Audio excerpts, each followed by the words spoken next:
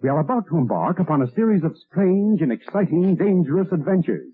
Adventures that will lead us to all parts of the world. Hello and welcome to another Bad Comic Review. This time we're looking at Absolute Batman Issue 2. Written by Scott Snyder, art by Nick Dragotta, colors by Frank Martin, letters by Clayton Cowles, cover by Dragotta and Martin, associate editor Sabrina Fuchs, edited by Kate Kubert, executive editor Chris Conroy. Cover's pretty cool. That would have got me to buy the book, even though I probably wouldn't have figured out until I read the book that that's Alfred Pennyworth on the cover, because long hair and beards are a new personality in comics these days. So we find out a little bit more about the day that Batman lost one of his parents, and then we cut to him fighting some more of the Black Masked foot soldiers while Alfred looks on and allegedly runs interference, even though we don't really see him doing anything. Batman hurts their toesies, and then we move on to some more of what Batman does during the day. It's very exciting. And then the Party Animals gang finds a couple of Batman's hideouts, so he blows up the hideouts, and it looks like a bat cowl. Ooh, neat, huh? That's never been done before, setting fire to create a Punisher symbol or a Daredevil symbol. Nope, or a bat symbol. Never been done before. No, no, no. Totally original. Do not steal. Then we jump over to Mayor Gordon in the hospital, where he talks to his race-swapped daughter, because that is stunning and brave. And Harvey Bullock, who apparently just shaves his head in this universe, and that makes him different. Then he talks to one of his friends, and they discuss how his mayoral dreams of changing things were a pipe dream. And we learn a little bit more about how Bruce blames himself because of his science fair medal that led everybody to the zoo where one of his parents got murdered, and it's really long-winded. Then Bruce Wayne decides to join his rogues gallery,